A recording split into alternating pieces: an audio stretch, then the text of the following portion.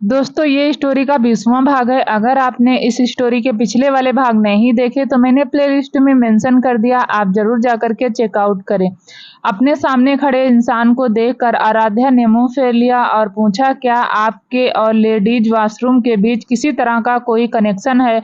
विशाल ने हंसते हुए कहा, यह एक इंसिडेंट है कि जब भी मैं यहाँ से गुजरता हूँ मिसेस सिंघानिया से मिलता हूँ। आराध्या ने अपनी आंखें घुमाई और कहा, कोई इंसिडेंट? आपको लगता है कि यह एक कोई इंसिडेंट है? विशाल ने हंसते हुए कहा, मिसेज सिंघानिया बहुत स्मार्ट हो, आपको लेडीज बाथरूम के बाहर घूमना इतना पसंद क्यों है? आराध्या ने पूछा। विशाल ने मुस्कुराते हुए कहा, जब मैं लेडीज वॉशरूम के बाहर मिसेस सिंघानिया के जैसी खूबसूरत लड़कियों को देख सकता हूँ तो मैं यहाँ क्यों नहीं घूमूंगा? अपनी आंखें सिकोड़ते हुए आराध्या ने कहा, मिस्टर विशाल मेरी बात सुनिए, मुझे नहीं पता कि आपकी प्रॉब्लम क्या है और मुझे सच में इसकी कोई परवाह नहीं, लेकिन अगर आपके पास मेरे हस्बैंड या फिर मेरी फैमिली के किसी भी मेंबर के लिए कुछ बुरे इरादे हैं तो उस इरादे को ही अपने इस दिमाग से निकाल दीजिए। क्या मिस्टर मोहित शर्मा मिसेस सिंघानिया की फैमिली मेंबर कैटेगरी में आते हैं? विशाल ने पूछा। यह सुनकर आराध्या विशाल को घूरने लगी। क्या होगा अगर मैं कहूं कि मैं शर्मा एंटरप्राइजेज को बर्बाद करना चाहता हूं? विशाल ने कहा। आराध्या मुस्कुराई और कहा, मुझे मिस्टर मोहित शर्मा या फिर उनके बिजनेस की टेंशन क्यों होगी? आप उनके साथ जो चाहे कर सकते हैं, मुझे कोई प्रॉब्लम नहीं है। विशाल ने अपनी भौहें उठाई और कहा, क्या ऐसा है तो मिसेस सिंघानिया को अब अपने एक्स बॉयफ्रेंड की परवाह नहीं है? मोहित शर्मा की केयर करने के लिए उनके पास उनकी वाइफ है। एक सेकंड, मैं आपसे मोहित शर्मा के बारे में क्यों बात कर रही हूँ? आप इतना अपना टाइम वेस्ट कर रहे हैं। आराध्या ने पूछा। तो मिसेस सिंघानिया यह कहने की कोशिश कर रही हैं कि उनके दिल में अब मिस्टर मोहित शर्मा के लिए कोई भी फीलिंग नहीं है और वह उसकी परवाह नहीं करती? विशाल ने पूछा। आराध्या मुस्कुराई और अपने रिंग फिंगर को ऊपर उठाते हुए बोली, मैं मिस्टर विशाल मैरिड हूँ। मेरे पास मेरी केयर करने के लिए मेरा हस्बैंड और मेरा ससुराल है और मैं अपने हस्बैंड से बहुत प्यार करती हूँ। मोहित और मेरे बीच में पास्ट में जो कुछ भी था वह अब मेरे लिए कुछ भी नहीं है। मोहित शर्मा अब मेरे लिए सिर्फ मेरे बहन के हस्बैंड हैं और कुछ भी नहीं। अब अगर आपकी बात खत्म हो गई हो तो मेरे पास एक हस्बैंड है जो मेरा इंतजार कर रहा है। फिर उसके जवाब का वेट किए बिना आराध्या वहां से जाने लगी। आप लेडीज बाथरूम यूज नहीं कर रही हैं? विशाल ने पूछा। आराध्या ने मुस्कुराते हुए कहा, आपके यहाँ आने के कारण लेडीज बाथरूम से बदबू आ रही है। वैसे भी जब आप लेडीज बाथरूम में कितना इंटरेस्ट रखते हैं तो आप इसके बजाय अंदर क्यों नहीं जाते? इतना कहकर आराध्या वहां से चली गई। आराध्या की बातों का अंदाज देखकर विशाल के चेहरे के एक्सप्रेशन बदल गए। अपने हाथों से दीवार पर मारते हुए विशाल ने अपनी जेब से अपना फोन निकाला और किसी को कॉल किया। जैसे ही उस इंसान ने फोन उठाया विशाल ने मुंह फेर लिया और कहा, आप सही थे, मेरा प्लान काम नहीं कर रहा। दूसरी तरफ से आदमी ने हंसते हुए कहा, मैंने तुमसे कहा था रुद्र सिंघानिया कोई ऐसा व्यक्ति नहीं है जिसे इतनी आसानी से बेवकूफ बनाया जा सकता है। भले ही तुम उसे बेवकूफ बनाने की कितनी भी कोशिश कर लो, लेकिन उसके आसपास के लोगों के बारे में क्या? सिद्धार्थ मल्होत्रा और मित्तल फैमिली का वह एक डॉक्टर है। जब तक तुम उनसे छुटकारा नहीं पाते तब तक तुम कभी भी सक्सेसफुल नहीं हो पाओगे। क्या तुम समझ रहे हो कि मैं क्या कहना चाह रहा हूँ? विशाल ने सिर हिलाया और मुस्कुराते हुए बोला, मुझे पता है कि अब क्या करना है। अच्छा, अगर तुम्हें कुछ चाहिए तो मुझे कॉल करो, उस आदमी ने कहा और फिर कॉल कट कर दिया। बाहर तुम्हें इतनी देर क्यों हुई? रुद्र ने पूछा। जब से आराध्या को यहाँ पर आते हुए उसने देखा। आराध्या ने आह भरी और कहा, ऐसा कुछ भी नहीं है, बस मैं वॉशरूम के बाहर किसी से टकराई थी। कौन? रुद्र ने पूछा। थोड़ी देर सोचते हुए आराध्या ने उसे विशाल के बारे में नहीं बताने का डिसाइड किया। अरे या कुछ भी नहीं है, हमें अब जाना चाहिए। रुद्र ने सिर हिलाया। हॉस्पिटल। अंबिका अपने लास्ट पेशेंट के साथ कंसल्ट कर रही थी, तभी किसी ने 2 बार दरवाजा खटखटाया। कमिंग। उस पेशेंट की रिपोर्ट को वापस उसे देते हुए अंबिका ने कहा। तो वह आदमी अंदर आ गया। अंबिका ने अपनी भौहें उठाई जब उसने देखा कि वह कौन है। अपने पेशेंट को देखकर मुस्कुराते हुए अंबिका ने कहा, आप 2 हफ्ते बाद वापस आना, तुम्हें यह सब टेस्ट फिर से कराने हैं। पेशेंट ने सिर हिलाया और चला गया। हेलो डॉक्टर अन्ना, वैसे मेरा नाम राजीव है। राजीव ने अपने चेहरे पर एक बड़ी मुस्कान के साथ कहा। अपना सफेद कोट उतारकर अंबिका ने पूछा, आप मेरे केबिन में क्या कर रहे हैं? राजीव ने अपने होठों को गोल किया और कहा, ठीक है, मुझे कम से कम एक मुस्कान और एक हाथ मिलाने की उम्मीद थी। अंबिका मुस्कुराई और बोली, कांग्रेचुलेशन, आपको कुछ नहीं मिला, ठीक है, मुझे एक मुस्कान मिली है, आपको पता है, राजीव ने कहा। अंबिका कुछ करने ही वाली थी कि सार्थक ने बिना खटखटाए केबिन के अंदर आ गया। जब राजीव ने सार्थक को देखा तो वह मुस्कुराया और कहा, ठीक है डॉक्टर अन्ना, आपसे बात करके अच्छा लगा। मैं कल वापस आऊंगा और फिर हम बिना किसी रुकावट के अपनी बातचीत कंटिन्यू करेंगे। दरवाजे की ओर चलते हुए राजीव वापस मुड़ा और कहा, डॉक्टर अंबिका, आपकी मुस्कान बहुत प्यारी है। इतना कहकर अपनी जीभ बाहर निकाल कर राजीव बाहर भागा। वह यहाँ क्या कर रहा था, सार्थक ने पूछा, लेकिन उसकी बात को इग्नोर करते हुए अंबिका ने मुंह फेर लिया और पूछा, तुम यहाँ क्या कर रहे हो? सार्थक ने सिर हिलाया और कहा, क्या मैंने तुमसे नहीं कहा था कि रात के डिनर के लिए हम दोनों साथ में जाएंगे? मुझे एड्रेस दो, मैं एक टैक्सी ले लूंगी, अंबिका ने कहा। सार्थक ने मुंह फेरते हुए कहा, वह जगह बहुत दूर है और देर भी हो रही है, तो तुम मेरे साथ चलो। मुझे पता है कि मुझे अपने आप को प्रोटेक्ट कैसे करना है, इसलिए तुम्हें मेरे लिए परेशान होने की जरूरत नहीं है, अंबिका ने अपने केबिन से बाहर जाते हुए कहा। लेकिन सार्थक ने उसका हाथ पकड़ा और कहा, अन्ना, जिद्दी मत बनो, यह सच में तुम्हारे लिए सेफ नहीं है। अंबिका मुस्कुराई और बोली, क्या? सिर्फ आपको क्या लगता है, क्या होगा? मेरा रेप होगा या हो सकता है कि कोई मेरे साथ बदतमीजी करे?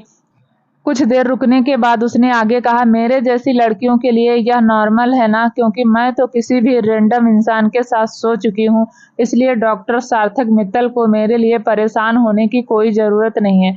सार्थक ने अपने हाथों की मुट्ठी बांध ली और चिल्लाया, स्टॉप इट अन्ना, मैं तो वही कह रही हूँ ना जो तुमने मुझसे कहा था, तो मैं क्यों रुकूं? अंबिका ने कहा, अन्ना प्लीज, क्या हम भूल नहीं सकते कि उस टाइम क्या हुआ था? सार्थक ने कहा। अंबिका मुस्कुराई और बोली, ना तो मैं उस रात को भूलूंगी और ना ही तुम्हें इसके बारे में भूलने दूंगी। इतना कहकर अंबिका सार्थक को वहां पर छोड़कर केबिन से बाहर निकल गई। सार्थक ने एक गहरी सांस ली और हेल्पलेसली अंबिका को वहां से जाते हुए देखने लगा। बाहर आकर अंबिका ने रुद्र को कॉल किया। रुद्र, तुम मुझे रेस्टोरेंट का एड्रेस दो, अंबिका ने कहा। यह सुनकर रुद्र ने मुंह चढ़ाते हुए कहा, मुझे लगा कि तुम और सार्थक साथ आ रहे हो। अंबिका ने कुछ नहीं कहा। उसकी चुप्पी को समझते हुए रुद्र ने पूछा, तुम कहाँ हो? हॉस्पिटल, अंबिका ने जवाब दिया।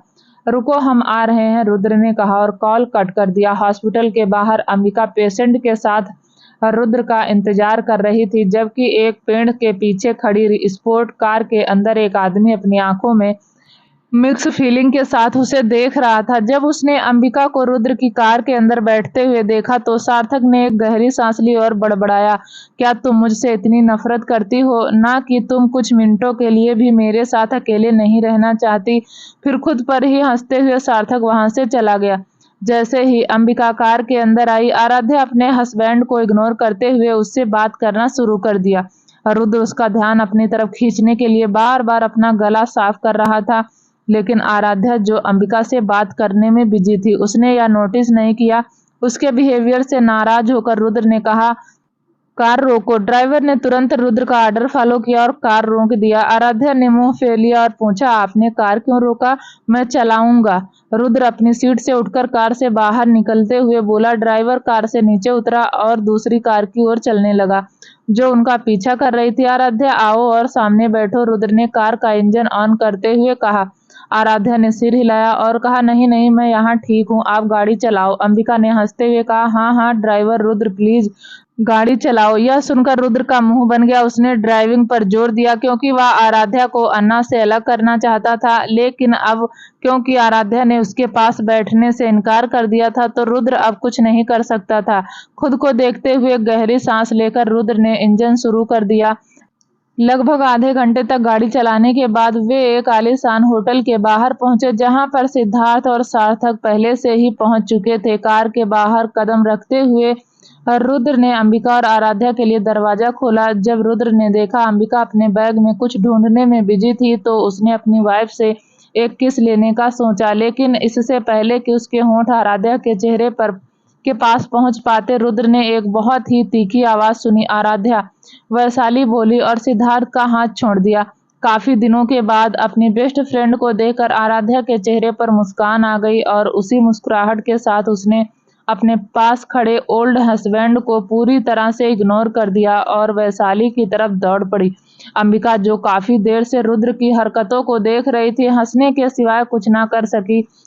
रुद्र की तरफ देखकर अंबिका ने हंसते हुए कहा, ओ रुद्र बेबी को उसका किस नहीं मिला। यह सुनकर रुद्र ने मुंह बना लिया। अन्ना यहाँ आओ, आराध्या अपने हाथ को लहराते हुए बोली। अंबिका मुस्कुराई और कार से नीचे उतरकर आराध्या की ओर चलने लगी। अंबिका को अपनी ओर खींचते हुए आराध्या ने कहा, वैशाली यह है अंबिका, रुद्र और सिद्धार्थ की बचपन की दोस्त। फिर अंबिका की ओर मुड़ते हुए आराध्या ने कहा, और यह है मेरी चाइल्डहुड बेस्ट फ्रेंड और सिद्धार्थ की गर्लफ्रेंड वैशाली। अंबिका मुस्कुराई और बोली, nice to meet you Vaishali. Vaishali ने मुस्कुराते हुए कहा, yes nice to meet you Ambika. अच्छा अब अंदर चलते हैं, सिद्धार्थ ने वैशाली के कंधे पर हाथ रखते हुए कहा। सिद्धार्थ का हाथ हटाते हुए वैशाली ने अंबिका के कंधे को पकड़ा और कहा, चलो चलते हैं। यह देखकर तीनों एक साथ हंस पड़ी और बाकी तीनों लड़कों को बाहर छोड़कर वह अंदर चली गई। मल्होत्रा मेंशन, तुम किस से बात कर रही हो? निशा ने पूछा। कीर्ति थोड़ी देर के लिए झिझकी और कहा, कोई नहीं, बस ऐसे ही। अपना फोन बेड पर रखते हुए कीर्ति उठी और कहा, मैं 1 मिनट में वापस आ जाऊंगी। निशा ने सिर हिलाया। कीर्ति के जाने के कुछ मिनट बाद उसका फोन बजने लगा। फोन उठाने से पहले निशा कुछ देर तक देखती रही। जब उसने देखा कि किसी का वीडियो कॉल आ रहा है और फोन की स्क्रीन पर कुणाल नाम फ्लैश हो रहा है और उसके साथ में एक रेड हार्ट का इमोजी है, तो उसने भौहें उठा ली। कुछ देर सोचने के बाद निशा ने कॉल उठाया तो उसकी नज़र उस लड़के के हैंडसम चेहरे पर अटक गई। लड़के ने अपने सूट का बटन दबाते हुए स्क्रीन पर देखे बिना पूछा, बेबी मैं कैसा लग रहा हूँ? निशा ने अचानक कहा, अट्रैक्टिव। कीर्ति की जगह किसी और की आवाज़ सुनकर कुणाल हैरान हो गया। जब उसने स्क्रीन पर एक अलग लड़की को देखा तो उसने अपना सिर उठाकर वीडियो कॉल को तुरंत कट कर दिया। फोन कटने के बाद भी निशा काफी देर तक खाली स्क्रीन को देखती रही। उसने अपनी पूरी लाइफ में ऐसे हैंडसम लड़के को कभी नहीं देखा था। निशा मुस्कुराई और बड़बड़ाई। कुणाल रेस्टोरेंट अपने प्राइवेट वीआईपी सेक्शन में आने के बाद रुद्र ने आराध्या को अपनी ओर खींच लिया और कहा, अगर तुम मुझे 1 और मिनट के लिए भी इग्नोर करती हो तो मैं आज रात तुम्हें पनिशमेंट दूंगा। सिद्धार्थ ने भी अपनी स्वीट गर्लफ्रेंड के लिए एक कुर्सी खींची। सार्थक और अंबिका वहां पर बैठकर उन सबका लवी लवी होते हुए देख रहे थे। यह सब उनको बहुत अजीब लग रहा था। सार्थक कुछ देर के लिए झिझका, लेकिन आखिर में अपनी पूरी हिम्मत जुटाई और अंबिका के लिए कुर्सी खींच ली। लेकिन अंबिका ने बीच में उसे रोकते हुए कहा, मैं इसे खुद कर सकती हूँ। सार्थक ने अपना हाथ पीछे हटाते हुए अपने लिए एक कुर्सी खींची और अंबिका के पास बैठ गया। सिद्धार्थ ने हाथ उठाते हुए पूछा, तो तुम सब क्या पीना चाहते हो, ड्रिंक या शैंपेन? ड्रिंक, आराध्या ने कहा। रुद्र ने मुंह फेर लिया और कहा, नहीं, तुम ड्रिंक नहीं कर सकती हो। आराध्या रुद्र की तरफ देखने लगी और पूछा, लेकिन क्यों? रुद्र ने अपना सिर हिलाया और कहा, पिछली बार याद करो जब रुद्र अपनी बात पूरी कर पाता, उससे पहले ही पास खड़े सिद्धार्थ ने उसके पेट पर एक जोरदार लात मारी। फिर रुद्र के कान के पास जाकर सिद्धार्थ धीरे से बोला, यार तुम इससे पहले कि सिद्धार्थ अपनी बात पूरी कर पाता, आराध्या ने पूछा, पिछली बार क्या हुआ था? यह समझते हुए कि वह क्या करने वाला था, रुद्र ने अपना गला साफ किया और कहा, पिछली बार हमारी रिसेप्शन पार्टी में याद है कि एक लड़की थी जिसने बहुत ज्यादा ड्रिंक कर लिया था और बेहोश हो गई थी। आराध्या ने मुंह फेर लिया और पूछा, ऐसा कब हुआ? मुझे याद नहीं है। सिद्धार्थ ने सिर हिलाया और कहा, हाँ, वह लड़की इतनी नशे में थी कि उसे बाद में हॉस्पिटल में एडमिट कराया गया। क्या? लेकिन मुझे भी याद नहीं कि पार्टी के दौरान ऐसा कुछ हो रहा हो, वैशाली ने कहा। हो सकता है तुम दोनों ने ध्यान न दिया हो, सिद्धार्थ ने अपना गला साफ करते हुए कहा। वैशाली ने अपना सिर हिलाया और कहा, वैसे भी आराध्या, मैं रुद्र से सहमत हूँ। मुझे नहीं लगता कि तुम्हें ड्रिंक करना चाहिए। याद है जब तुम कॉलेज में थी और एक बार ड्रिंक किया था, क्योंकि तुम कितनी अजीब हरकतें कर रही थी और तुम पार्टी से भी गायब हो गई थी। अंबिका ने हंसकर पूछा, गायब हो गई थी? वह कहाँ गई थी? वैशाली ने अपना सिर हिलाया और कहा, पता नहीं, मैं भी नशे में थी, लेकिन फिर भी मैं उसे इधर उधर ढूंढ रही थी। बाद में कुछ घंटों के बाद मैंने उसे एक बेंच पर सोते हुए पाया और सबसे अजीब बात यह कि किसी ने उसे एक ब्लैंकेट से ढक दिया और उसके सिर के नीचे एक पिलो भी रख दिया था। आराध्या की ओर मुड़ते हुए अंबिका ने पूछा, तुम्हें वह पिलो और ब्लैंकेट किसने दिया था? आराध्या ने अपना सिर हिलाया और कहा, मुझे याद नहीं। मुझे सिर्फ इतना याद है कि मैं किसी से मिली थी, लेकिन मुझे नहीं पता कि वह कौन था। वैशाली हंसी और कहा, जब उसने मुझे यह बताया तो मैं भी हैरान हो गई थी। मैंने उसे याद करने को कहा कि वह लड़का कौन था, लेकिन वह इतने नशे में थी कि उसे कुछ भी याद नहीं था। इसलिए उस मिस्टीरियस नाइट मैन के बारे में हम अभी भी अनजान हैं। सिद्धार्थ ने मुस्कुराते हुए कहा, अच्छा आराध्या, ऐसा भी तो हो सकता है कि वह मिस्टीरियस मैन हमारे साथ अभी भी यहाँ पर हो। सिद्धार्थ की बात सुनकर रुद्र ने जोर से खांसना शुरू कर दिया। उसकी पीठ थपथपाते हुए आराध्या ने पूछा, क्या आप ठीक हो? रुद्र ने सिर हिलाया। सिद्धार्थ ने जल्दी से अपनी पीठ सीधी की और कहा, मेरा मतलब यह है कि हो सकता है कि आराध्या पहले ही उस आदमी से मिल चुकी हो, लेकिन वह नहीं जानती कि वह आदमी जिसने उसकी मदद की थी, सार्थक और अंबिका उन दोनों को बहुत अच्छे से जानते थे। इसलिए उन दोनों को पता था कि कुछ तो गड़बड़ है, और यह सब देखकर वह दोनों खुद को मुस्कुराने से नहीं रोक सके। ठीक है, पहले कुछ ऑर्डर करें और फिर रुद्र और मैं तुम सबको कुछ इम्पोर्टेंट बात बताऊंगा। सिद्धार्थ ने एक मेनू कार्ड रुद्र, आराध्या को और दूसरा अंबिका और सार्थक को देते हुए कहा। मल्होत्रा मेंशन। जब निशा ने कमरे में अंदर आते हुए किसी के कदमों की आहट सुनी तो उसने कीर्ति का फोन जहां था वहीं पर रख दिया और बाथरूम के अंदर चली गई। जब कीर्ति अपने हाथों में आइसक्रीम लिए अंदर आई तो निशा को ना देखकर वह चिल्लाई, निशा तुम कहाँ हो? यहाँ पर आओ, मैं तुम्हारे लिए तुम्हारा फेवरेट आइसक्रीम लेकर आई हूँ। मैं 2 मिनट में आती हूँ, निशा ने कहा। तो कीर्ति ने सिर हिलाया और एक आइसक्रीम उठाकर खाना ही शुरू किया था कि उसका फोन बज उठा। जल्दी से आइसक्रीम वापस रखते हुए कीर्ति जल्दी से अपने बेड की तरफ चली गई। अपना फोन उठाते हुए कीर्ति ने जल्दी से कॉल रिसीव किया और एक्साइटमेंट भरी आवाज में कहा, हेलो हैंडसम। कुणाल ने आह भरी और कहा, थैंक गॉड कि यह तुम ही हो। तुम्हारा क्या मतलब है? कीर्ति ने पूछा। मैंने अभी तुम्हें वीडियो कॉल किया और एक अजीब लड़की ने मेरा कॉल उठाया और उसने मुझे अट्रैक्टिव भी कहा। वह मुझे अजीब लुक भी दे रही थी, कुणाल ने कहा। कीर्ति ने मुंह फेर लिया और कहा, यह कैसे पॉसिबल है कि निशा ने कॉल उठाया हो? रुको, मुझे उससे पूछने दो। निशा, कीर्ति बोली। हाँ, निशा ने जवाब दिया। जब मैं यहाँ पर नहीं थी तो क्या तुमने मेरा फोन उठाया? कीर्ति ने पूछा। नहीं, मैंने नहीं उठाया, निशा ने कहा। कीर्ति ने हंसते हुए कहा, कुणाल, वह कह रही है कि उसने तुम्हारा कॉल रिसीव नहीं किया। हो सकता है कि यह एक मिसअंडरस्टैंडिंग या क्रॉस कनेक्शन हो। कोई बात नहीं, लेकिन कीर्ति, मैं तुमसे कह रहा हूँ कि किसी ने फोन उठाया, मैंने देखा। यह तुम्हारा ही रूम था, कुणाल ने कहा। कीर्ति ने मुंह फेर लिया और कहा, निशा मुझसे झूठ क्यों बोलेगी? तो फिर तुम्हें क्या लगता है मैं तुमसे झूठ बोल रहा हूँ? कुणाल ने कहा। कीर्ति ने आह भरी और कहा, बेबी, मुझसे झूठ क्यों बोलेगा? फॉरगेट इट, भले ही उसने फोन उठाया हो, इसमें कौन सी बड़ी बात है, लेकिन वह झूठ क्यों बोल रही है? कुणाल ने पूछा। मुझे नहीं पता, हो सकता है कि उसे शर्म आ रही हो या ऐसा ही कुछ हो। इसे भूल जाओ और मुझे बताओ कि तुमने मुझे वीडियो कॉल क्यों किया? कीर्ति ने कहा, अरे मैं आज रात एक बिजनेस पार्टी में जा रहा हूँ, इसलिए मैं तुमसे पूछना चाहता था कि मैं कैसा दिख रहा हूँ, कुणाल ने कहा।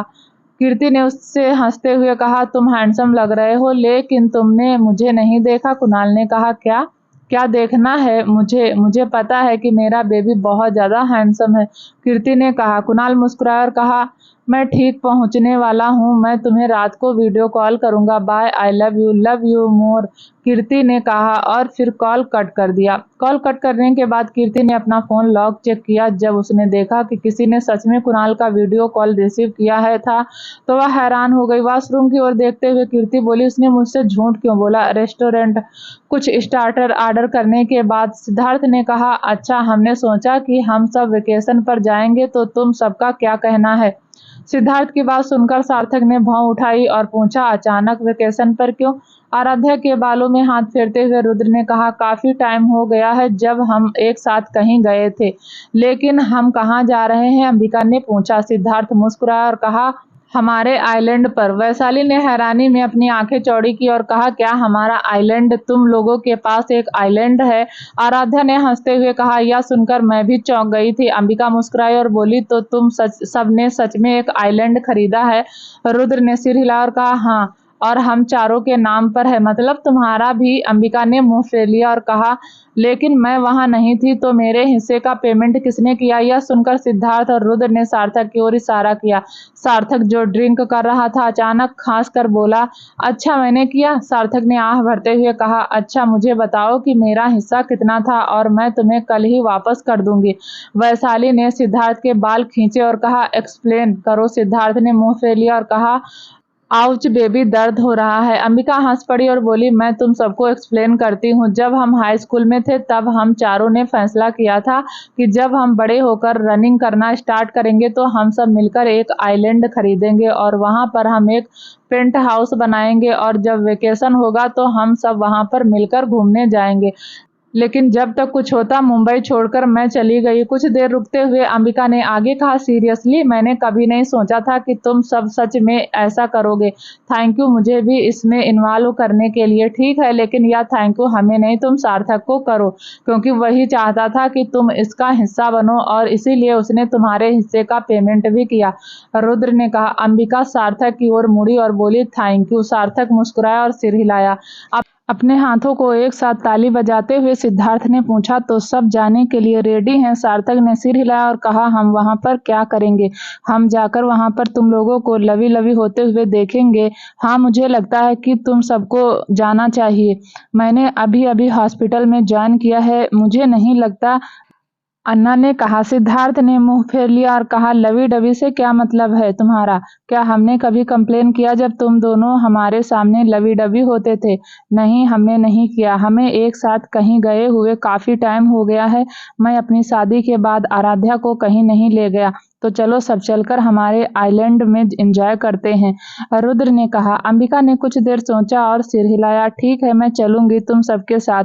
मैं भी, सार्थक ने कहा। तो ठीक है, मैं एक डेट डिसाइड करूंगा और तुम सभी को बता दूंगा, रुद्र ने कहा। सभी ने सहमत में सिर हिलाया। एक साथ डिनर करने के बाद सब घर जाने के लिए तैयार हो गए। एक दूसरे को गुड नाइट विश करके सिद्धार्थ, वैशाली और सार्थक वहां से चले गए और रुद्र, अंबिका और आराध्या एक साथ चले गए। सिंघानिया पैलेस के बाहर आराध्या और अंबिका के साथ रुद्र अंदर जाने ही वाला था कि उसके बॉडीगार्ड ने उसे रोका। सर, क्या मैं आपसे एक सेकंड बात कर सकता हूँ? बॉडीगार्ड ने पूछा। रुद्र ने सिर हिलाया और कहा, आराध्या तुम अंदर जाओ और मैं 1 मिनट में वहां पहुंच जाऊंगा। आराध्या ने अपना सिर हिलाया और सिंघानिया पैलेस के अंदर चली गई। अब बताओ, रुद्र ने कहा। बॉडीगार्ड थोड़ी देर के लिए झिझका और कहा, सर आज मैडम लेडीज वॉशरूम के बाहर मिस्टर विशाल से टकराई थी। हम उन्हें दूर से देख रहे थे। हालांकि विशाल ने मैडम को नुकसान नहीं पहुंचाया, लेकिन मैंने सोचा कि आपको इन्फॉर्म करना मेरी रिस्पॉन्सिबिलिटी है। बॉडीगार्ड की बात सुनकर रुद्र के एक्सप्रेशन डार्क हो गए। उसने सिर हिलाया और गुस्से में सिंघानिया पैलेस के अंदर चला गया। जब रुद्र अपने बेडरूम के अंदर आया तो उसने देखा आराध्या कबर्ड से रात के कपड़े निकाल रही है। आज तुम लेडीज बाथरूम के बाहर किससे मिली थी? रुद्र ने बहुत ही कोल्ड वॉइस में पूछा। रुद्र की कोल्ड वॉइस सुनकर आराध्या चौंक गई और थोड़ी घबरा गई। वह कुछ कहना चाहती थी लेकिन कह नहीं पाई। तुमने मुझसे झूठ क्यों बोला आराध्या? रुद्र ने पूछा। आराध्या अपनी बात पूरी कर पाती उससे पहले ही रुद्र चिल्लाया, क्या तुम्हें लगता है कि यह एक मजाक है? क्या तुम्हें लगता है कि विशाल एक मजाक है? क्या तुम जानती भी हो कि वह आदमी कितना खतरनाक है? फिर आराध्या के कंधों को जोर से पकड़कर रुद्र ने गुस्से में कहा, वह जानता है कि तुम मेरी कमजोरी हो। वह जानता है कि अगर वह तुम्हें नुकसान पहुंचाता है तो वह मुझे इफेक्ट कर पाएगा। वह जानता है कि तुम मेरे लिए कितना मायने रखती हो और वह इसका फायदा उठा रहा है। तुम क्यों नहीं समझती आराध्या? अगर तुम्हें कुछ हो गया तो मैं क्या करूंगा?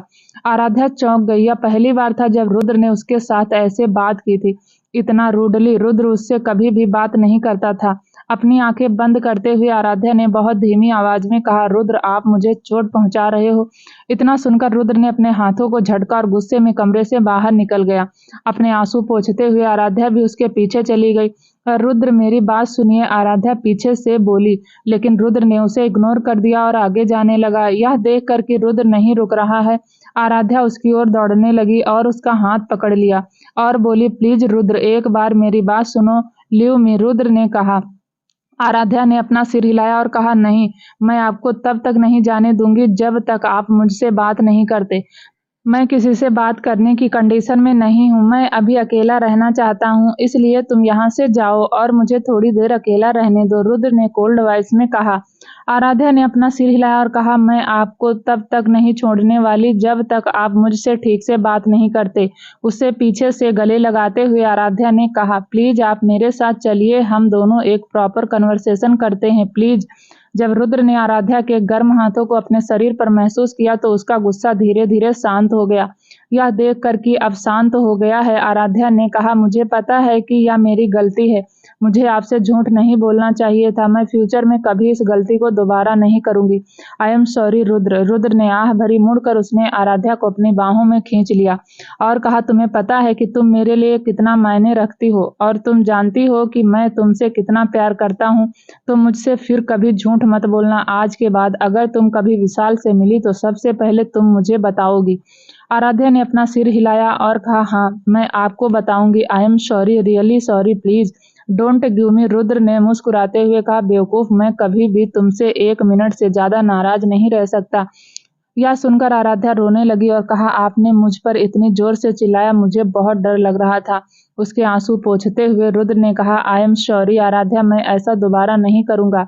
आपने आज मेरे साथ बहुत रूडली बात किया है। आराध्या ने कहा, I am sorry baby. Rudra ने कहा। उसके सीने पर मारते हुए आराध्या ने कहा, आप मुझे अकेला छोड़कर जा रहे थे, आप सच में बहुत बुरे हो।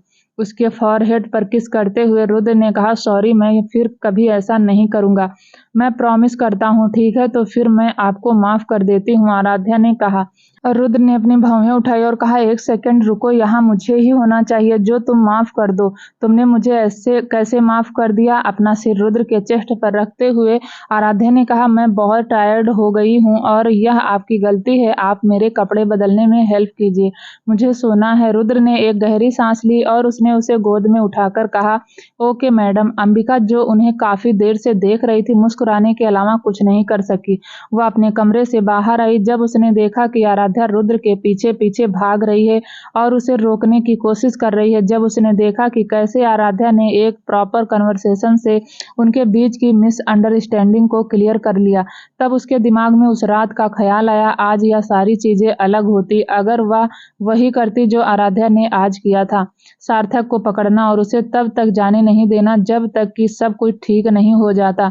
हो सकता है कि वह अब एक साथ होते अगर वह आराध्या की तरह अपने रिश्ते को बचाने के लिए जिद करती। अंबिका ने आह भरी और कहा, अंबिका, तुम क्यों यह सब सोच रही हो? वह अब भी मुझ पर भरोसा नहीं करेगा। तुम्हें कैसे यकीन है कि वह तुम पर भरोसा करेगा या नहीं? अचानक साक्षी जी ने कहा। यम यम, आप यहाँ पर क्या कर रही हो? अंबिका ने पूछा। अंबिका की ओर बढ़ते हुए साक्षी जी ने कहा, वह मैं आराध्या की आवाज सुनकर बाहर आ गई। और अंबिका ने कहा, तो तुम्हें ऐसा क्यों लगता है कि तुम पर भरोसा नहीं करेगा? साक्षी जी ने पूछा। अंबिका को समझ में नहीं आ रहा था कि वह क्या बोले। साक्षी जी मुस्कुराई और बोली, तुम सच में सोचती हो कि तुम मुझको बेवकूफ बना सकती हो? मुझे पता है कि तुम्हारी शादी नहीं हुई और मुझे यह भी पता है कि तुम अब भी सार्थक से प्यार करती हो। अंबिका ने अपना सिर नीचे किया और कुछ नहीं कहा। उसे सोफे की ओर खींचते हुए साक्षी जी ने कहा, आओ यहाँ पर बैठो, हम बात करते हैं। अंबिका ने चुपचाप अपना सिर हिलाया और साक्षी जी के पीछे चली गई। एक मेड उनके पास दौड़ती हुई आई और बोली, मैडम, क्या आपको कुछ चाहिए? हाँ, कुछ ड्रिंक्स लेकर आओ, साक्षी जी ने कहा। मेड ने सिर हिलाया और चली गई। हाँ, तो मैं कहाँ पर थी? हाँ, तो तुम्हें ऐसा क्यों लगता है कि सार्थक तुम्हारी बातों पर भरोसा नहीं करेगा? साक्षी जी ने पूछा। अंबिका ने आह भरी और कहा, मुझे नहीं पता, मुझे लगता है कि वह नहीं करेगा। ठीक है, क्योंकि उसने एक बार तुम्हारी बात नहीं सुनी और तुम पर भरोसा नहीं किया, इसका मतलब यह नहीं कि वह अभी भी तुम्हारी बातों पर भरोसा नहीं करेगा। साक्षी जी ने अपने चेहरे पर एक बड़ी सी मुस्कान के साथ कहा। अंबिका ने हैरानी में अपनी आंखें चौड़ी की और कहा, क्या आपको पता है कि क्या हुआ? अंबिका की बात काटते हुए साक्षी जी ने कहा, हाँ, मैं सब कुछ जानती हूँ। तभी वहां मेड हाथों में ड्रिंक्स लिए लिविंग रूम में आई तो साक्षी जी ने उसके हाथ से लेते हुए कहा, अब तुम जाकर रेस्ट कर सकती हो। मेड ने अपना सिर नीचे किया और चली गई। एक गिलास में कुछ ड्रिंक डालते हुए साक्षी जी ने कहा, तुम्हारे जाने के कुछ दिन बाद सार्थक मुझसे मिलने यहाँ पर आया था। वह नशे में था और रो रहा था और पागल की तरह खुद को मार रहा था, और जब मैं उसे शांत कराने की कोशिश कर रही थी तब उसने मुझसे कहा कि वह तुम्हें बहुत मिस करता है, और उसने मुझसे यह भी कहा कि वह बहुत बुरा इंसान है। जब मैंने उससे पूछा कि क्या हुआ था तो उसने मुझे सारी बातें बता दी। फिर एक गहरी सांस लेकर उन्होंने आगे कहा, मुझे उसकी बात सुनकर इतना गुस्सा आ रहा था कि मैं उसे और जोर से पीटना चाहती थी। अगले दिन जब वह उठा तो मैंने उसे पनिशमेंट भी दी थी। अंबिका की तरफ ड्रिंक का गिलास बढ़ाते हुए साक्षी जी ने कहा, मैं समझती हूँ कि तुम सार्थक से क्यों नाराज हो और मुझे लगता है कि वह इसके लायक है, लेकिन गिलास से एक घूंट लेते हुए अंबिका ने अपना सिर नीचे कर लिया। जब तुम्हारे पापा ने तुम्हें बताया कि उन्होंने तुम्हारी शादी किसी और से फिक्स कर दी है, जो तुमने अपनी शादी के बारे में सार्थक से क्यों छुपाया? साक्षी जी ने पूछा। अंबिका ने अपने हाथ साफ किए और कहा, मैं उस बारे में सोचना नहीं चाहती थी, इसीलिए मुझे लग रहा था कि वह कोई सीरियस मैटर नहीं है। साक्षी जी ने मुस्कुराते हुए कहा, और देखो उसकी वजह से क्या हुआ। क्या तुम्हें नहीं लगता अगर तुमने उस टाइम सार्थक को यह सब बात बताई होती तो आज सब कुछ अलग होता? और किसी को नहीं, लेकिन तुम मुझे तो बता सकती थी ना। हम सब जरूर तुम्हारी मदद करते, सिर्फ हम ही नहीं, सार्थक और सार्थक की फैमिली मेंबर्स भी तुम्हारी मदद जरूर करते। कुछ देर रुकते हुए साक्षी जी ने आगे कहा, सब कुछ शुरू हुआ है क्योंकि तुमने सार्थक को अपनी शादी के मैटर से दूर रखा। हाँ, मैं मानती हूँ कि इससे यह प्रूफ नहीं होता कि सार्थक ने उस दिन जो किया वह सही था, वह गलत था। उसे यह सब सिर्फ इसलिए नहीं करना चाहिए था क्योंकि तुमने किसी और से शादी की थी।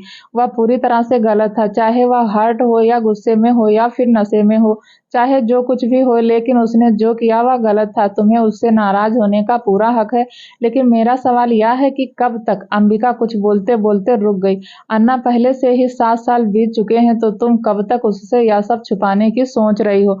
साक्षी जी ने पूछा। अंबिका ने आह भरी और कहा, मैं नहीं जानती यम यम, मैं सार्थक से प्यार करती हूँ और मैं हमेशा उससे प्यार करती रहूंगी, लेकिन मुझे नहीं पता उस रात उसने मुझसे जो भी कहा था मैं उसे भूल नहीं सकती। उसके शब्द अभी भी मेरे कानों में बजते हैं। साक्षी जी मुस्कुराई और बोली, क्या तुम्हारा बिहेवियर ठीक था? तुम्हारा उसे अपनी अरेंज मैरिज के बारे में कुछ नहीं बताना, उसे बिना बताए मुंबई से चले जाना, क्या तुम्हें सच में लगता है कि तुमने ऐसा कुछ नहीं किया जिससे सार्थक को चोट पहुंची हो? कुछ देर रुकते हुए साक्षी जी ने जारी रखा, क्या तुमने उसके चेहरे के एक्सप्रेशन देखे हैं जब वह तुम्हें देखता है? क्या तुमने कभी नोटिस किया है कि जब वह तुम्हारे हस्बैंड के बारे में बात करता है तो वह कितना हर्ट और उदास होता है? क्या तुम्हें उस दर्द का अंदाजा भी है? अंबिका, जो उसने कहा था तुमने सोचा भी है उसे कैसा लगा होगा जब उसने सुना कि तुम्हारी शादी किसी और से हुई है? अंबिका ने सिर हिलाया। तुम्हारे लिए यह आसान है क्योंकि तुम जानती हो कि तुम मैरिड नहीं हो और तुम यह भी जानती हो कि सार्थक की शादी नहीं हुई। तुम्हारे लिए यह सब जितना आसान है, सार्थक के लिए यह सब उतना ही कॉम्प्लिकेटेड है। वह जानता है कि तुम मैरिड हो और वह यह भी सोचता है कि तुम कभी उसकी नहीं हो सकती, तुम किसी और की हो। यह सोचकर उसे कैसा लगता है, वह महसूस कर पाती हो? साक्षी जी ने कहा। साक्षी जी को आंसू भरे आंखों से देखते हुए अंबिका ने कहा, मैंने ऐसा कभी नहीं सोचा था। उसका सिर थपथपाते हुए साक्षी जी ने कहा, मैं तुम्हें यह नहीं कह रही हूँ कि तुम इतनी आसानी से उसे माफ कर दो, लेकिन कम से कम सच बताओ। तुम्हें पता है कि तुम लोगों को आराध्या से कुछ सीखना चाहिए। आपका क्या मतलब है? अंबिका ने पूछा। साक्षी जी ने हंसते हुए कहा, क्या तुमने ध्यान नहीं दिया कि आराध्या ने अभी क्या किया? अंबिका ने सिर हिलाया। वैसे यह आराध्या की गलती थी और वह इसे जानती है। पहले उसने रुद्र को उससे बात किए बिना बाहर नहीं जाने दिया। दूसरा, उसने पहले रुद्र से माफी मांगी और उसे शांत किया। बाद में जब रुद्र शांत हो गया तो उसने अपना ट्रिक इस्तेमाल किया, उसके आंसू उसे गिल्ट महसूस कराने के लिए। क्या आखिर में तुमने नहीं देखा कि रुद्र उससे माफी मांग रहा था और उसे अपने साथ रूम के अंदर भी ले गया? साक्षी जी ने कहा। अंबिका हंसी और बोली, हाँ, मैंने देखा। साक्षी जी ने मुस्कुराते हुए कहा, इसीलिए मुझे आराध्या बहुत पसंद है। वह रुद्र को बहुत अच्छी तरह से कंट्रोल करना जानती है। अगर तुम भी उस टाइम ऐसा ही करती तो आज तुम दोनों के बीच सब कुछ अलग होता। अंबिका ने सिर हिलाया और कहा, हाँ, मैं आपसे सहमत हूँ। तुम रुद्र और सिद्धार्थ की दोस्त हो और मैंने तुम सबको बढ़ते हुए देखा है। तुम मानो या ना मानो, लेकिन मैं तुम सबको अपनी फैमिली का हिस्सा मानती हूँ और मैं तुम सभी को इक्वली प्यार करती हूँ। मैं यह नहीं देखना चाहती क्योंकि तुम सब में कोई भी अपसेट हो या दर्द हो। साक्षी जी ने कहा। तो क्या मुझे सार्थक को माफ कर देना चाहिए और उसके साथ सब कुछ सही कर लेना चाहिए? अंबिका ने पूछा। साक्षी जी ने सिर हिलाया और कहा, मैंने कब कहा कि तुम्हें उसे माफ करना है और उसके साथ सब कुछ सॉल्व करना है? वैसे भी तुम दोनों फ्यूचर में अब यह सॉल्व कर लेना, अभी इतनी जल्दी क्या है? तुम बस उसे सच बताओ और कुछ मत कहो। उसे खुशी देने के पहले उसे थोड़ा परेशान करना है, लेकिन वह पहले ही बहुत कुछ झेल चुका है। अंबिका ने कहा।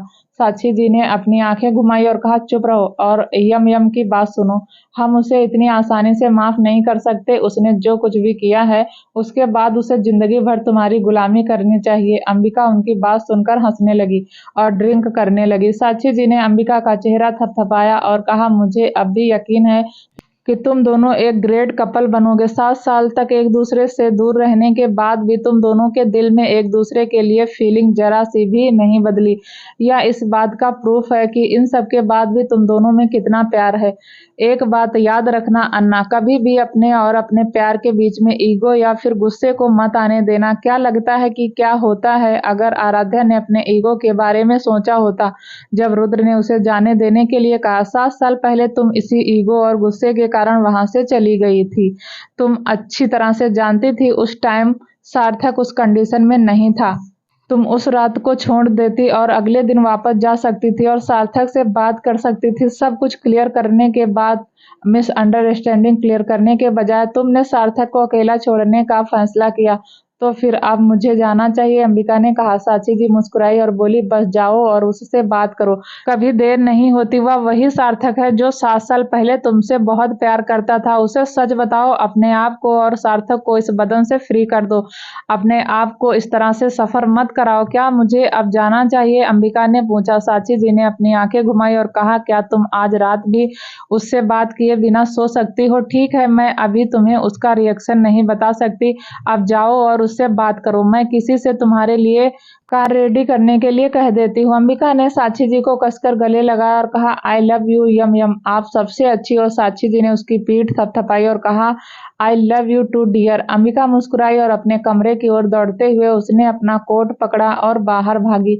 मित्तल मेंशन के बाहर कार से बाहर निकलते हुए अंबिका ने कुछ गहरी सांस ली और मेंशन के अंदर जाने लगी, लेकिन सिक्योरिटी गार्ड ने उसे रोका और कहा, मिस आई एम सॉरी, लेकिन आप ऐसे अंदर नहीं जा सकती। ठीक है, तो फिर आप अपने सर को यह बताइए कि अंबिका उनसे मिलने आई है। अंबिका ने एक एक्सप्रेशन लेस चेहरे के साथ कहा। फोन उठाते हुए सिक्योरिटी गार्ड ने सार्थक को कॉल किया और अंबिका के बारे में बताया। सार्थक की परमिशन मिलने के बाद सिक्योरिटी गार्ड ने अपना सिर नीचे कर लिया और कहा, आपकी परेशानी के लिए सॉरी मिस अंबिका, प्लीज आप मेरे पीछे चलिए।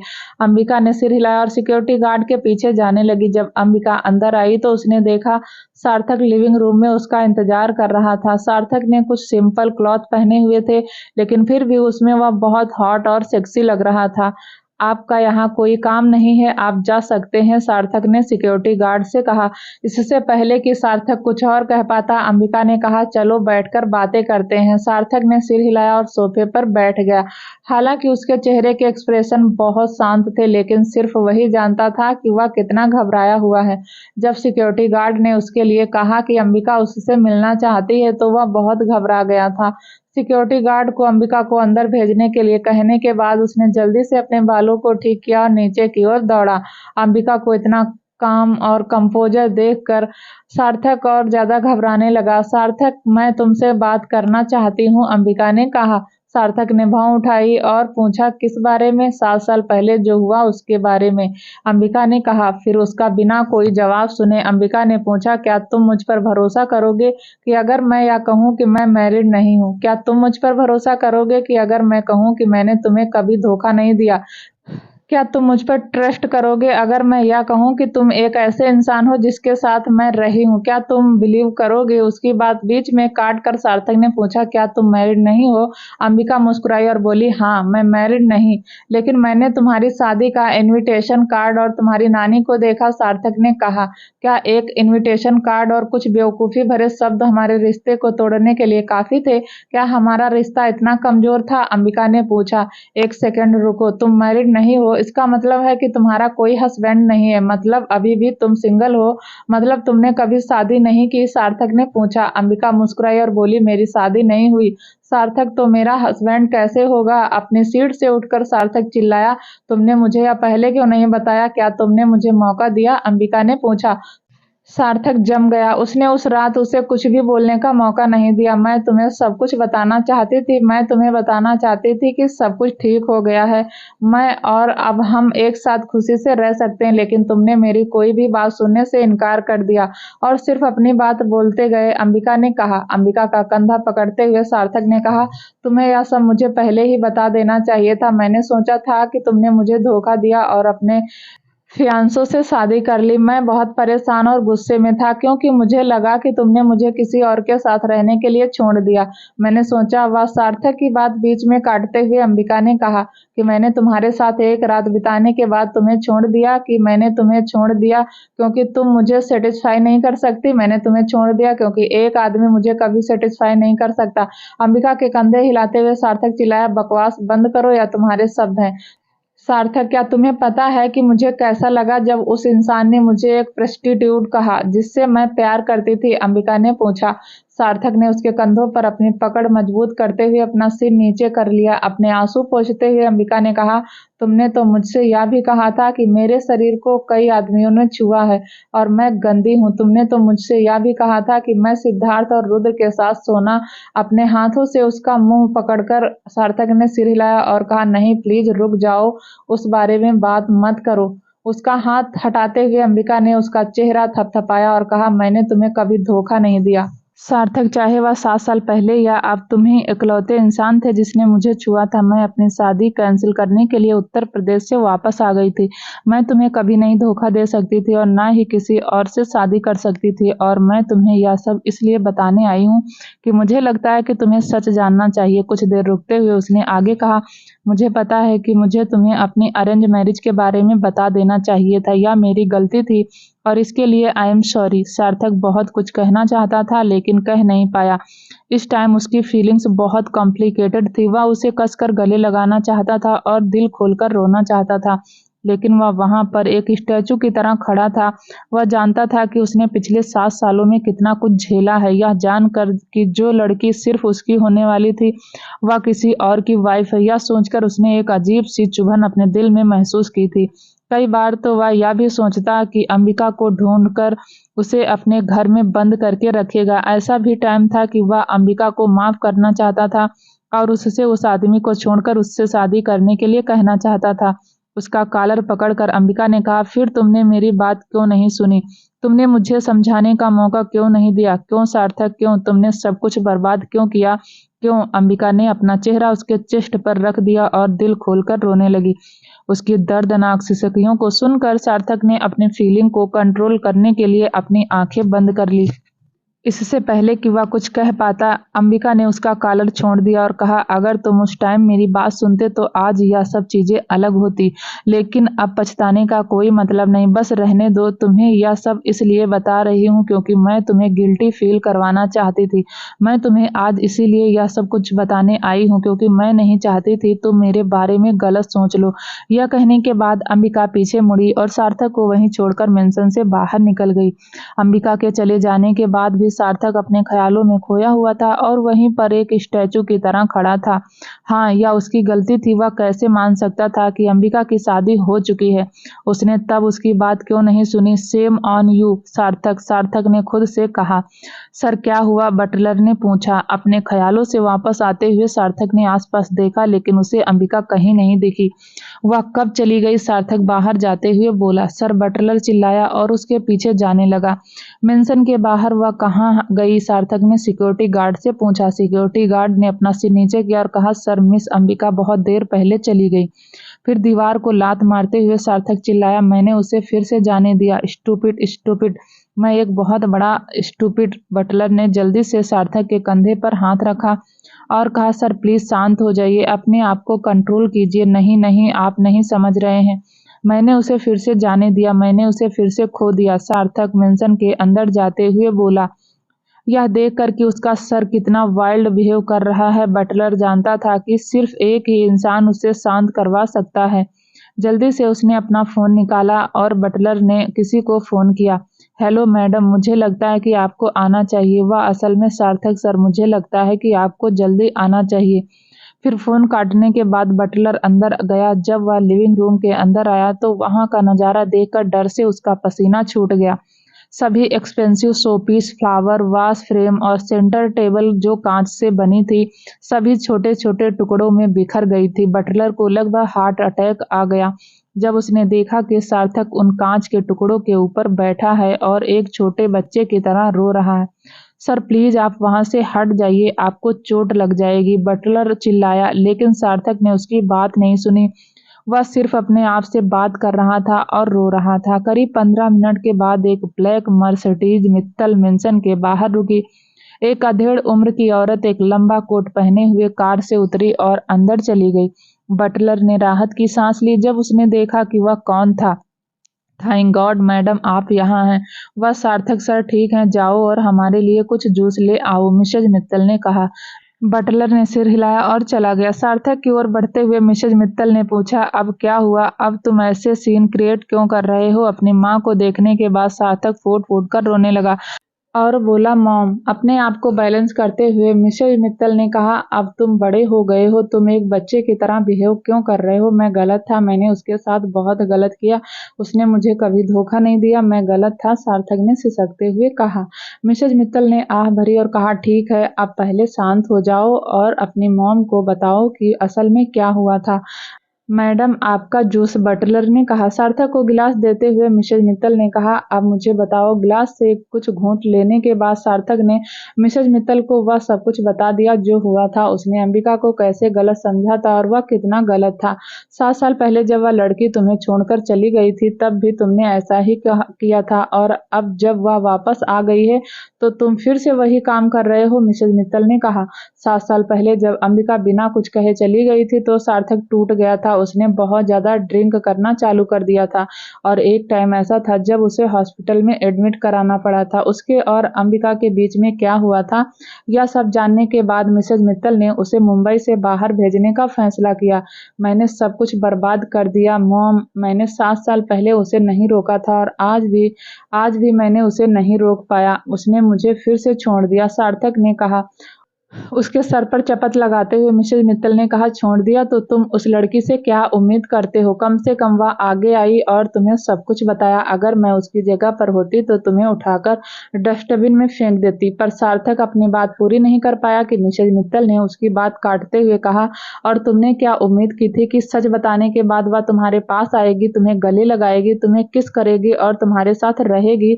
तुम सच में सोचते हो तुमने जो कुछ भी किया उनके बाद भी वह इतनी आसानी से तुम्हें माफ कर देगी? हम लड़कियों की डिग्निटी और सेल्फ रिस्पेक्ट ज्यादा होती है।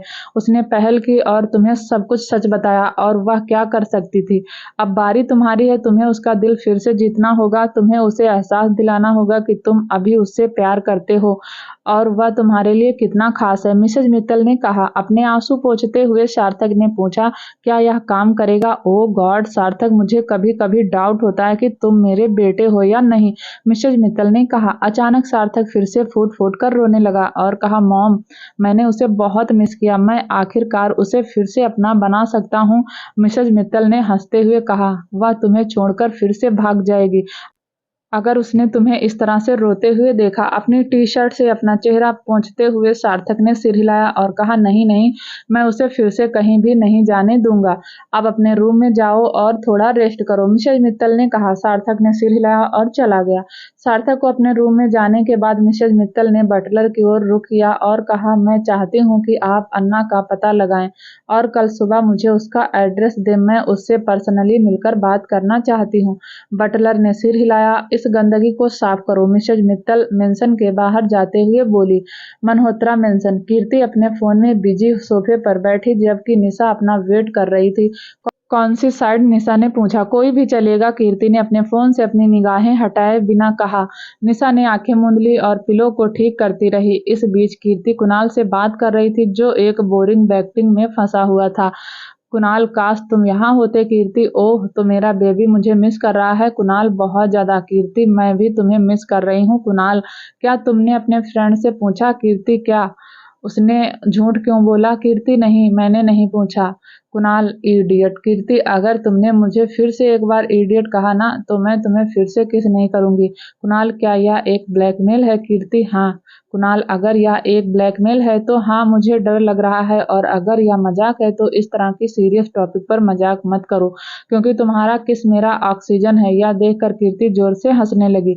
निशा बिस्तर से उठी और पूछा, क्या तुम मुझे बताओगी कि तुम्हारे साथ क्या हो रहा है? कुणाल को आखिरी मैसेज भेजते हुए कीर्ति ने अपना फोन फोन एक तरफ रख दिया और कहा, ठीक है मेरे पास बैठो और फिर मैं तुम्हें समझाती हूँ। निशा ने सिर हिलाया और उसकी बात मानकर उसके पास बैठ गई। एक गहरी सांस लेते हुए कीर्ति मुस्कुराई और कहा, मैं रुद्र के भैया की पार्टी में एक हैंडसम लड़के से मिली और फिर उसके बाद उसने मुझे घर छोड़ दिया। हमने अपने फ़ोन नंबर एक्सचेंज भी किए। उसके बाद हम दोनों ने बहुत बार मीट किया और फिर धीरे-धीरे उसे लाइक करने लगी। फिर आखिरकार 1 महीने बाद उसने मुझे प्रपोज़ किया और हम ऑफ़िशियली रिलेशन में आ गए। तुम्हें नहीं पता कि वह कितना क्यूट और हैंडसम है। जब मैं उसे देखती हूँ तो सच में पागल हो जाती हूँ। मैं जानती हूँ, निशा ने कहा। कीर्ति ने मुँह फेर लिया और पूछा, तुम्हें पता है क्या? मेरा मतलब है कि हाई स्कूल में भी जो लड़के तुम्हें पसंद करते थे, वह हैंडसम और डैशिंग थे। इसीलिए मुझे लगा कि यह भी हैंडसम हो सकता है, निशा ने कहा। कीर्ति ने आंखें मूंद ली और कहा, मेरे बॉयफ्रेंड के सामने वह सब कुछ भी नहीं है। वह अभी मुंबई में नहीं है, वरना मैं तुम्हें उससे जरूर मिलवाती। उसके वापस आने तक रुको, ठीक है? कीर्ति ने कहा। उसका नाम क्या है? निशा ने पूछा। कीर्ति मुस्कुराई और कहा, कुणाल। सिंघानिया पैलेस। रुद्र की जब नींद खुली तभी किसी ने दरवाजे पर नॉक किया। रुद्र ने अपनी भौहें चढ़ा ली और सोचने लगा कि अब कौन आया होगा, क्योंकि बाहर अभी भी अंधेरा था। धीरे धीरे आराध्या के हाथों को अपने सीने से हटाते हुए वह बेड से नीचे उतरा और दरवाजा खोला। क्या हुआ? रुद्र ने पूछा। मेड ने अपना सिर नीचे किया और कहा, सर, सार्थक सर और सिद्धार्थ सर नीचे लिविंग रूम में आपका इंतजार कर रहे हैं। रुद्र ने अपनी भौहें उठाई और कहा, उन्हें थोड़ी देर वेट करने के लिए कहो, मैं 1 मिनट में नीचे आ जाऊंगा। मेड ने सिर हिलाया और चली गई।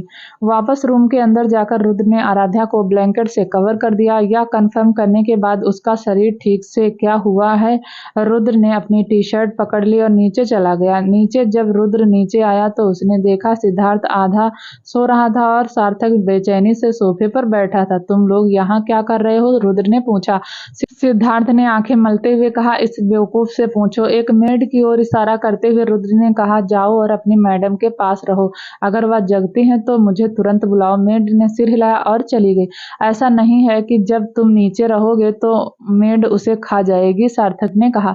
सोफे पर बैठे हुए रुद्र ने पूछा, तुम इस टाइम एक हैप्पी मैरिड आदमी को परेशान क्यों कर रहे हो? बिल्कुल, यहाँ तक कि मैंने भी इस समय वैशाली को अकेला छोड़ दिया था और उसके साथ यहाँ पर आ गया। सिद्धार्थ ने शिकायत की। ठीक है, तुम दोनों चुप रहो और मेरी बात सुनो, सार्थक ने कहा। अंबिका के कमरे की ओर देखते हुए सार्थक ने कहा, चलो कहीं और बात करते हैं, ठीक है? मेरे स्टडी रूम में चलो, रुद्र ने सोफे से उठने से पहले कहा। क्या होगा आगे जानने के लिए प्लीज दोस्तों चैनल को लाइक, शेयर, सब्सक्राइब जरूर करें ताकि जब भी वीडियो डालें आपको नोटिफिकेशन तुरंत मिले। तब तक के लिए नमस्कार, धन्यवाद।